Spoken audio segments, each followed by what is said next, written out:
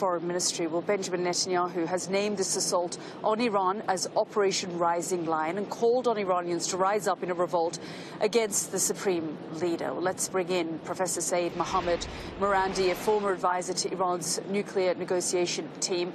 Professor Madani, thank you very much for joining us here on the program.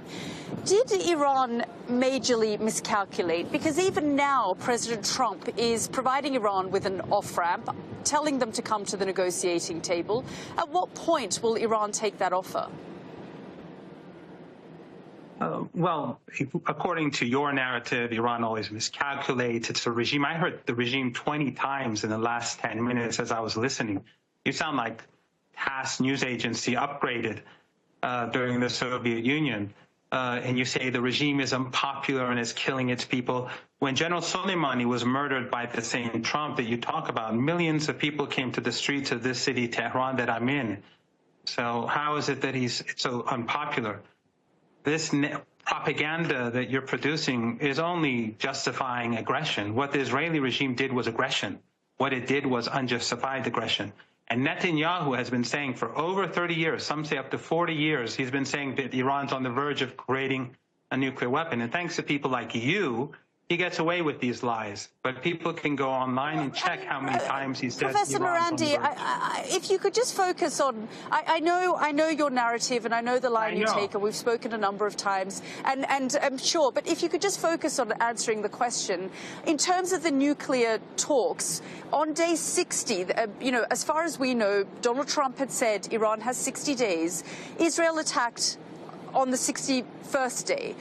Can we talk a little bit about the regime's competence levels, the intelligence and security, the competence of your intelligence and security agencies, the fact that Mossad was able to build drone sites in your country, the fact that the leadership was asleep in their beds when they were struck and that you ignored these warnings? Can we talk a little bit about the fact that the regime was taken completely by surprise and top leaders have now been decapitated and killed as a result of the Israeli attack?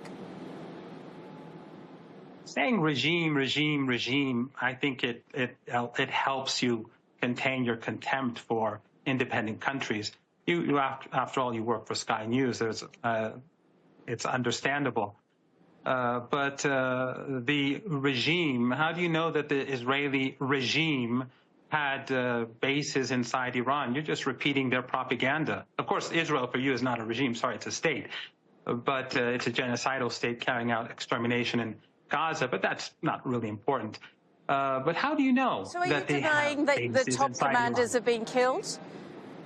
Are you denying that top commanders were killed? Oh, so you mean what you're referring to basically is an attack, an act of aggression, that they suddenly fire missiles at civilian targets at apartment buildings and slaughter people in those apartment buildings, slaughtering whole families. For you, that's targeting. That's a really sophisticated act. But if I can just ask, have military facilities been hit? Have nuclear facilities been hit?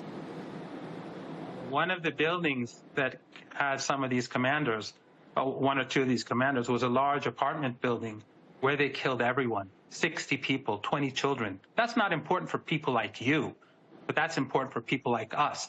For you, people like you who support ethno-supremacism and the chosen people being able to slaughter and exterminate Palestinians. Professor Madani, I'm just trying to get the perspective. We're trying to give you airtime so that you can give us the Iranian perspective on this. And we want to know, and I want to understand, Iran's position here. Will you come to the negotiating table now? Donald Trump, after these series of airstrikes and this attack was launched, called on Iran to come back to the negotiating table. As the spokesperson of the regime, or as someone who worked closely with the negotiating team, do you believe they will come to the negotiating table now? Well, your regime should know, and your news agency or your TV channel should know better. We were at the negotiating table. It was Trump that conspired with Netanyahu to attack Iran. This is how you twist the truth. You shouldn't invite me. because you're easily exposed. Iran was negotiating. Initially, Trump had one position, and so did Witkoff. And then they flipped and said no enrichment. And then they continued the negotiations. And the night before the attack, Trump said that we don't want war. And then after the attack, he said, we're all for it. And you're saying Iran? Is Iran going to come back to the negotiating table? The audacity. Come on.